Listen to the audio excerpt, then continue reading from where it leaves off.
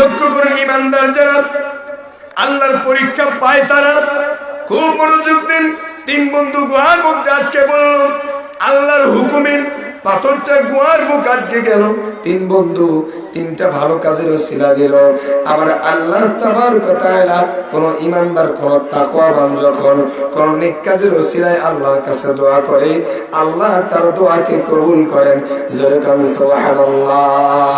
এজন্য আপনাদেরকে শিখিয়ে দিয়ে যাই, ও গায়বান্দাবাসী লক্ষ্য করুন, যখনই আল্লাহর কাছে দোয়া করবেন, দোয়ার মধ্যে অবশ্যই একটা পয়েন্ট ঢুকিয়ে রাখবেন। সেই পয়েন্টটা হলো, আপনি যেই ভালো কাজ করেন, একটা ভালো কাজ আল্লাহকে বলে বলেন, আল্লাহ এই ভালো কাজের বিনিময় হলেও তুমি আমার এই চাওয়াকে পূরণ করো। জোরে কান সুবহানাল্লাহ।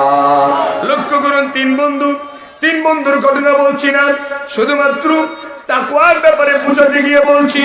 একজন বন্ধু আল্লাহর কাছে বলল, আল্লাহ একটা ভালো কাজ আমি করেছি। কি ভালো কাজ? লক্ষ্য করুন, সেই বন্ধুটি, ওই ব্যক্তিটি, ওই যুবকটি, তার খুব লালসা ছিল, নারী লোভী ছিল। আমাদের বাংলাদেশে এরকম মানুষ আছে না নাই? দেখায় স্বাগতম দ্বিতীয় বক্তার আগমন। আল্লাহু আকবার। এসেছি আপনাদের মতোই একজন শ্রোতা হিসেবে, ওয়াজ শোনার জন্য, ওয়াজ করার জন্য নয়। ইসলামী গাইবান্ধা জেলা শাখা, আল্লাহ সুবহানাহু ওয়া তাআলা আমৃত্যু কবুল করুন। সকলে বলুন আমিন। আরো জোরে বলুন আমিন। আরো বিশেষ অতিথি রয়েছেন অনেকেই, পরিচালনায় আছেন শ্রদ্ধাভাজন ভাই মাওলানা মোহাম্মদ আখতারুজ্জামান, চক মমরুজপুর মধ্যপাড়া। আল্লাহ সকলকেই, যাদের নাম বললাম বলতে পারিনি, শ্রম দিয়েছেন এ পর্যন্ত কথা বলে আজকের মাহফিলকে প্রাণবন্ত রেখেছেন, উজ্জীবিত করে রেখেছেন। আল্লাহ সকলকেই নেক হায়াত দান করুন, ইসলামের খেদমতে কবুল করুন। বলুন আমিন। আমার সামনে উপবিষ্ট সম্মানিত অত্র এলাকার শ্রদ্ধাভাজন ব্যক্তিবর্গ ও স্নেহের যুবকবৃন্দ, কচি ও কাচারা, পর্দার অন্তরালে সুশিক্ষিতা, আদবওয়ালা, আবেদা, সলেহা মা ও ভগ্নীগণ, আপনাদের প্রতি আমার হৃদয় নিংড়ানো ভালোবাসা উজাড় করে আরো একবার সালাম বিনিময় করছি। আল্লাহ রাসূল সাল্লাল্লাহু আলাইহি ওয়াসাল্লাম বলছেন, পরস্পরের মধ্যে ভালোবাসা সৃষ্টির অন্যতম মাধ্যম হচ্ছে সালাম। আমি চাই আপনারা সকলেই ভালোবাসা বৃদ্ধি করে আজকের মাহফিলকে শেষ করে যাবেন। সকলে যাবেন তো ইনশাআল্লাহ? পিছনের লোক মনে হয় পিছনে আছে, এই জন্য যে চলে যাব আগে। একটু সকলে বলেন তো ইনশাআল্লাহ। আমি আবারও সালাম দিচ্ছি, আসসালামু আলাইকুম ওয়া রাহমাতুল্লাহ। আলোচনার মাঝখানে শুরু করার পর আপনাদেরকেও বলবো না আর সোজা হন বাঁকা হন, মা বোনদেরকেও বলবো না নিয়ত করেছি। কারণ আলোচনা গতানুগতিকভাবে আপনারা যেমন শোনেন তার থেকে আশা করি একটু ভিন্নতর বেগে আলোচনা করার চেষ্টা করব। যেহেতু তাফসির মাহফিল, একটি নির্দিষ্ট আয়াতের উপরে তাফসির করব ইনশাআল্লাহ। সুতরাং আলোচনার মাঝখানে বিঘ্ন না ঘটিয়ে শুরুতেই আপনাদের প্রতি আমার উদাত্ত আহ্বান, একান্ত অনুরোধ, যারা পুরুষ প্যান্ডেলে আছেন দয়া করে সকলে স্ব সামনের জায়গাগুলো পূরণ করে নেন। প্রত্যেকটি জায়গা কিয়ামতের দিন আল্লাহর কাছে আপনার পক্ষে সাক্ষী হবে। বলেন সুবহানাল্লাহ। সুতরাং এমনটাও পাওয়া গিয়েছে, হাদিসে আসছে যে ব্যক্তি জায়গা পরিবর্তন করে কোনো ভালো কাজের কারণে, ওই জায়গাটা আল্লাহর কাছে সাদাকা হিসেবে গণ্য হয়। বলেন সুবহানাল্লাহ। সুতরাং আশা করি প্রত্যেকেই জায়গাকে সাদাকা করবেন এবং পরকালে সাক্ষী রাখবেন। দয়া করে আপনারা সকলের সামনের দিকে আসেন। সুবহানাল্লাহ, আলহামদুলিল্লাহ, লা ইলাহা ইল্লাল্লাহ, সুবহানাল্লাহ, আলহামদুলিল্লাহ। আলহামদুলিল্লাহ। আপনাদেরকে কষ্ট দিলাম অনেকক্ষণ। আমরা সরাসরি সূরা আল বাকারা 2 নম্বর সূরা, 2 নম্বর সূরার 281 নম্বর আয়াত। মনে রাখবেন, বাইরে যারা আছেন প্যান্ডেলের বাহিরে।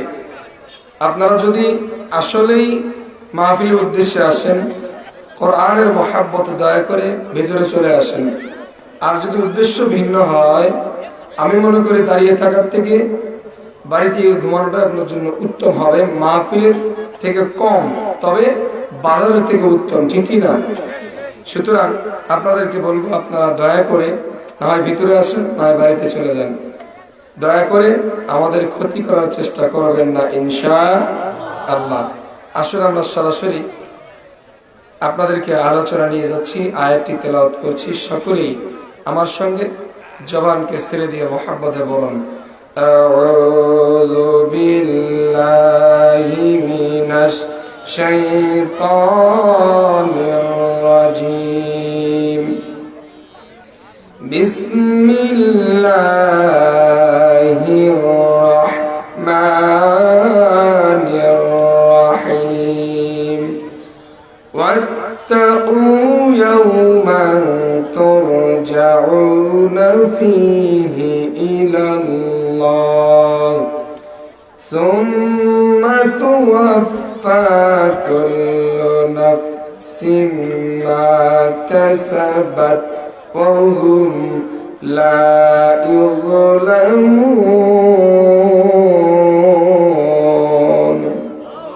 আল্লাহু আকবার। কালকে বাড়িতে গিয়ে বলবেন। আরেকবার তেলাওয়াত করে দেখি সাউন্ড আছে কিনা। واتقوا يوما ترجعون فيه إلى الله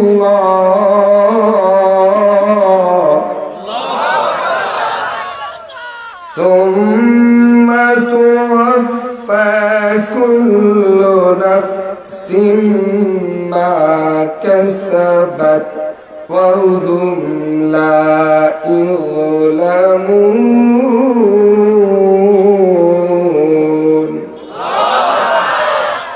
আল্লাহ তাবারক ওয়া তাআলা বলছেন, অত্তাকু, তোমরা ভয় করো। কি করো? ভয় করো। তাকওয়া শব্দের অর্থ সবাই জানি। তাকওয়া মানে কি? জোরে বলেন।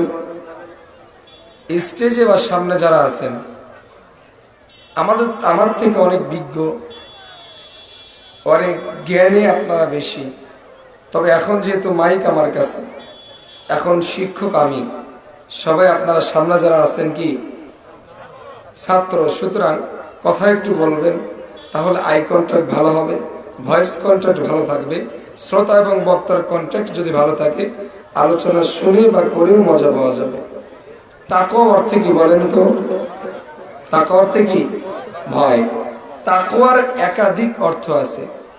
তাকওয়ার অর্থ যেমন ভয়, তেমন তাকওয়ার অর্থ হলো সতর্ক। তাকওয়া মানে হলো সংযমী। তাকওয়া মানে হলো পারিভাষিকভাবে উদ্বুদ্ধ হওয়া।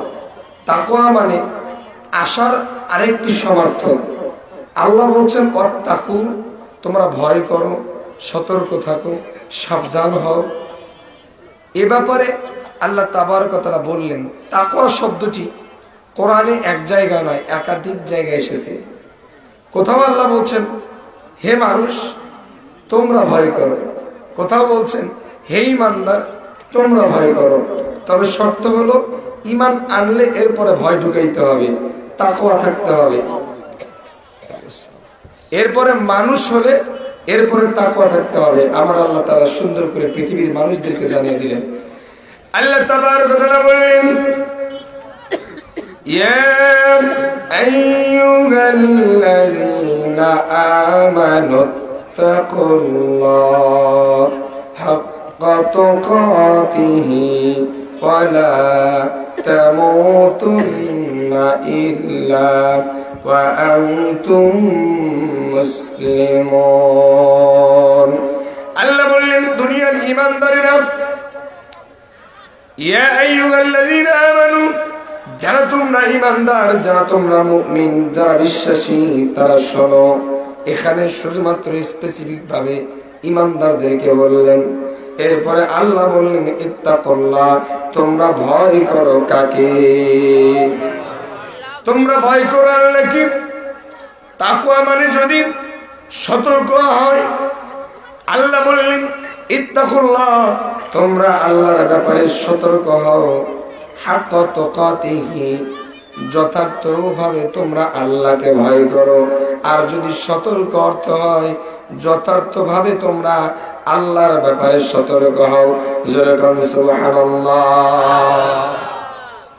লক্ষ্য করুন আমার আল্লাহ কেন বললেন হে ঈমানদারেরা, আরেক জায়গায় বললেন ইয়া আইয়ুহান নাসু তাকু রাব্বাকুম, হে মানব মণ্ডলী তোমরা তোমাদের রবের ব্যাপারে ভয় করো, সতর্ক হও। আজীবন শুনলাম তাকওয়া মানে ভয়, আজকে আবার শুনলাম সতর্ক হওয়া। তাকওয়া দুই ভাবে হয়ে থাকে, কয় ভাবে? জোরে বলেন। দুই ভাবে তাকওয়া হয়, একটি ভালো কাজের ব্যাপারে আরেকটি খারাপ কাজের ব্যাপারে তাকওয়া হয়। ভালো কাজের ব্যাপারে কিভাবে তাকওয়া হয় একটু লক্ষ্য করুন। কিছু ওয়াজ নিয়ে যান, কিছু তাফসীর বাড়ি পর্যন্ত নিয়ে যান, গভীর মনোযোগ দিয়ে শুনবেন। লক্ষ্য করুন, এক নম্বরে ভালো কাজের ব্যাপারে তাকওয়া কিভাবে হয় লক্ষ্য করুন। আপনি আমি আমরা আজকে এখানে এসেছি, আমরা কি কেউ ইতিপূর্বে কোনো মাহফিল থেকে দেখেছি যে আমল নামার মধ্যে আল্লাহ সওয়াব দেন? কেউ দেখেছেন? কেউ কি দেখেছেন? আল্লাহ সওয়াব দেন কেউ দেখি নাই। আবার কেউ কি দেখেছেন কোন ব্যক্তি যদি জ্ঞান অর্জনের জন্য, হেদায়েত পাওয়ার জন্য কোন কোরআনের মাহফিলে যায়, কোন দ্বীনি মাহফিলে যায়, আল্লাহ রাসূল সাল্লাল্লাহু আলাইহি ওয়াসাল্লাম বলছেন ওই ব্যক্তির পায়ের তল দিয়ে ফেরেশতারা রহমতের পাখা বিছাইতে থাকেন। জোরে কান সুবহানাল্লাহ। এরপরে লক্ষ্য করুন, যারা আপনারা এসেছেন খুবই বুদ্ধিমান, খুবই বুদ্ধিমতী, খুবই মনোযোগ দেন। বিশ্বনবী জনাবে মুহাম্মদুর রাসূলুল্লাহ সাল্লাল্লাহু আলাইহি ওয়াসাল্লাম বলছেন কোন ব্যক্তি যদি কোন দ্বীনি বৈঠকে যায়, কোন মাহফিলে যায় দ্বীনি জ্ঞান অর্জনের জন্য, হেদায়েতের লক্ষ্যে, বিশ্বনবী বলছেন ওই ব্যক্তির জন্য ফেরেশতারা আল্লাহর কাছে মাগফিরাতের জন্য প্রতিযোগিতা করে আর আল্লাহর কাছে আরজি করে, আল্লাহ তোমার এই বান্দাকে মাফ করে দাও। সুবহানাল্লাহ। কেউ কি দেখেছেন ফেরেশতাদেরকে? কেউ দেখেন নাই। আপনি আমি কেউ কখনো দেখি নাই যে লেখে, কিন্তু এটা বিশ্বাস করে নিয়েছি এই ভয়ে, এই চিন্তায়, এই কারণে আমরা ভালো কাজ করি। সওয়াব লেখে, নেকি লেখে আমরা দেখি নাই। এটা হলো ভালো কাজের ব্যাপারে তাকওয়া। জোরে কান সুবহানাল্লাহ। এটা হলো ভালো কাজের ব্যাপারে তাকওয়া। আমি যত ভালো কাজ করছি এখানে যে সব লেখা হচ্ছে এটা কিন্তু আমরা দেখি নাই, তবে আমার ভয় আছে, আমার এই সতর্কতা চিন্তা আছে যে আমার আল্লাহ সব লেখাচ্ছেন। আল্লাহ সুবহানাল্লাহ। এখন লক্ষ্য করুন খারাপ কাজের ব্যাপারে তাকওয়া কি? খারাপ কাজ করে তাকওয়া না, খারাপ কাজ থেকে সতর্ক থাকার নাম তাকওয়া। নির্জনে, নিভৃতে, একাকী, আড়ালে, গোপনে আপনি ঘুষ খাওয়ার সুযোগ পেয়েছেন, গোপনে সুদ খাওয়ার সুযোগ পেয়েছেন, গোপনে আপনি জিনা করার সুযোগ পেয়েছেন। এই সুযোগ পাওয়ার পরও যারা এই কাজ থেকে বিরত থাকে, অর্থাৎ দুনিয়াবি যত অন্যায় কাজ আছে, অবৈধ কাজ আছে, যত ধরনের টেন্ডারবাজি, চাঁদাবাজি, ঘুষ খাওয়া, দুর্নীতি করা, খুন, গুম, হত্যা, লুণ্ঠন, এগুলো থেকে যারা আল্লাহর ভয়ে বিরত থাকে এরাই হলো তাকওয়াবান। জয় কান সুবহানাল্লাহ। কিভাবে বিরত থাকে? কেউ কিন্তু দেখে নাই আমি দুনিয়ার বুকে অন্যায় করলাম, আর এই অন্যায় যেই পাপটা হয়, যেই গুনাহটা হয়, এইটা ফেরেশতারা লেখে। কেউ কি দেখেছেন? কেউ দেখে নাই, তবে বিশ্বাস করে নিয়েছে। আমার আল্লাহ জানায় দিয়েছেন ওয়া ইন্না আলাইকুম লাহাফিযিন কিরামান কাতিবিন ইয়ালামুনা মা তাফআলুন। আল্লাহ বললেন তোমাদের উপরে আমি আল্লাহ অবশ্যই সংরক্ষণকারীদেরকে নিযুক্ত রেখেছি, যারা তোমাদের ভালো বা মন্দ যাই করো সংরক্ষণ করে।